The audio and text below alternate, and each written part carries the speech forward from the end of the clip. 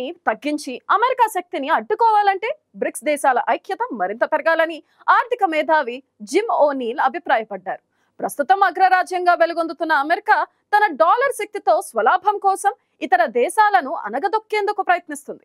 ఈ నేపథ్యంలో అమెరికాను అడ్డుకోవాలంటే బ్రెజిల్, రష్యా, ఇండియా, చైనాలు కలిసికట్టుగా పనిచేసి ప్రత్యామ్నాయ కరెన్సీని తీసుకురావాలన్నారు. దీంతో ఆయన చెప్పినట్టుగానే ఈ 4 దేశాలు కలిపి బ్రిక్ గా ఏర్పడ్డాయి. అయితే ఇందులో మరిన్ని దేశాలు కూడా చేరడంతో పశ్చిమ దేశాలకు చెక్ పెట్టాలని రష్యా భావిస్తుంది. అయితే బ్రిక్స్ దేశాల్లో ఐక్యత లేకపోవడానికి భారత్, చైనా ఓ కారణంగా మారాయి. ఇరు దేశాల మధ్య ఉన్న విభేదాల కారణంగా బ్రిక్స్ శక్తివంతంగా కాలేకపోతుందనే అభిప్రాయం ఉంది. ఈ నేపథ్యంలో కజాన్లో జరిగిన బ్రిక్స్ సదస్సులో భారత ప్రధాని మోదీ, రష్యా అధ్యక్షుడు జిన్పింగ్ ద్వైపాక్షిక చర్చలు జరిపారు. 4 ఏళ్లుగా 2 దేశాల మధ్య ఉన్న సమస్యలను పరిష్కరించుకునే విధంగా ఏకాభిప్రాయానికి వచ్చారు.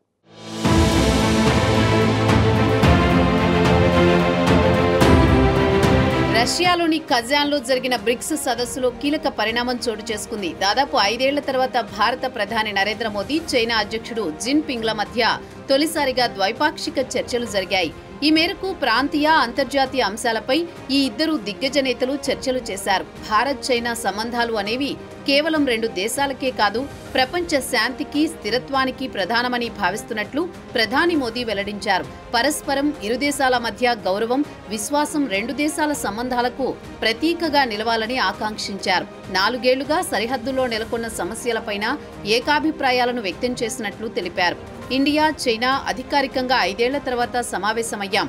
భారత్, చైనా సంబంధాలపై చర్చల్లో భాగంగా గత 4 ఏళ్లుగా సరిహద్దు సమస్యలపై ఇటీవలే కుదిరిన ఏకాభిప్రాయాన్ని స్వాగతిస్తున్నామని చెప్పుకొచ్చారు. మోదీ, జిన్పింగ్ మధ్య జరిగిన ఈ భేటీలో భారత్, చైనా అత్యున్నత స్థాయి అధికారులు సైతం భాగమయ్యారు. వాస్తవాధీన రేఖ వెంబడి 4 ఏళ్లుగా ఉద్రిక్తతలు కొనసాగుతున్నాయి.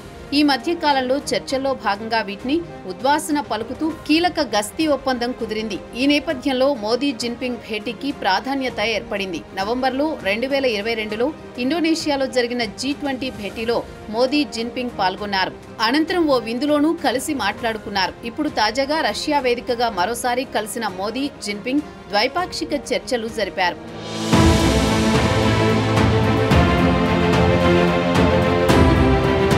ప్రస్తుతం అగ్రరాజ్యం అమెరికా ప్రపంచాన్ని శాసిస్తోంది. తన దగ్గరున్న ఆయుధ సంపత్తితోనే కాదు, డాలర్ శక్తిని ఉపయోగించుకుని ప్రపంచ శక్తిగా ఎదిగింది. ఆయుధాల విషయంలో పలు దేశాలు అడ్వాన్స్ అవుతున్నాయి. అమెరికన్ డాలర్ ఇప్పుడు అంతర్జాతీయ కరెన్సీగా మారింది.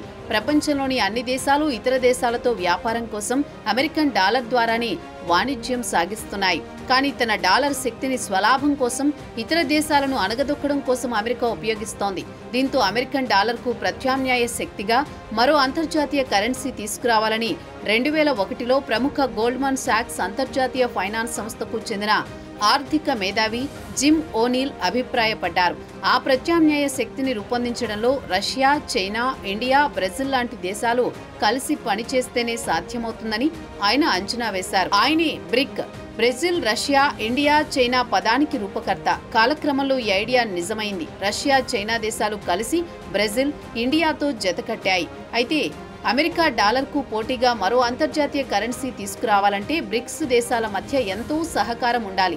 కానీ బ్రిక్స్ దేశాలలో ఇండియా, చైనా మధ్య విభేదాలున్నంత వరకు బ్రిక్స్ విజయవంతం కావడం ఒక కలగానే మిగిలిపోతుందని జిమ్ ఓనీల్ తాజాగా వ్యాఖ్యలు చేశారు.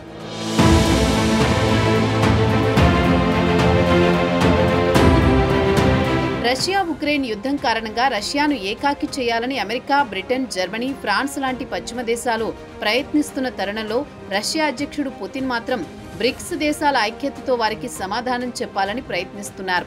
ఆసియా దేశాల ఐక్యతతో పశ్చిమ దేశాలకు చెక్ పెట్టే ప్లాన్లో పుతిన్ ఉన్నారు. అందుకే అమెరికా డాలర్ పవర్ను నియంత్రించడానికి బ్రిక్స్ బలంగా పుంజుకోవాలి. అందుకోసం ముఖ్యంగా ఇండియా, చైనా కలిసి పనిచేయాలి. బ్రిక్స్ దేశాలు అంతర్జాతీయ ఎకానమీ హబ్గా మారే అవకాశాలు నిజంగా ఉన్నాయని, కానీ G7 దేశాలలాగా బ్రిక్స్ కూడా ఒక కలలాగానే మిగిలిపోతుందేమో. ఇప్పటి వరకైతే బ్రిక్స్ దేశాలలో రష్యా, చైనా మాత్రమే అమెరికన్ డాలర్కు వ్యతిరేకంగా గట్టిగా శ్రమిస్తున్నాయని జిమ్ ఓనీల్ అన్నారు. ఇండియా, చైనా మధ్య సమస్యలు బ్రిక్స్ ఉద్దేశాలకు అవరోధంగా మారాయని, ప్రపంచ సమస్యలు పరిష్కరించడానికి అమెరికా, యూరోపియన్ దేశాలు కలిసి పనిచేస్తున్నా వారు ఇండియా, చైనా సహకారం లేనిది అవి సాధించలేరన్నారు. తాజాగా బ్రిక్స్ విజయం కోసం చైనా, ఇండియా తమ మధ్య ఉన్న సరిహద్దు సమస్యకు తాత్కాలిక పరిష్కారంగా ఇరువైపులా బార్డర్ పెట్రోలింగ్ కు అంగీకరించాయి. బ్రిక్స్ దేశాల జనాభా ప్రపంచ జనాభాలో 45% ఉంది. ప్రపంచ ఆర్థిక వ్యవస్థలో బ్రిక్స్ దేశాల ఎకానమీ వాటా 35%. ఈ మొత్తంలో 50%కి పైగా చైనా ఎకానమీదే ఉంది.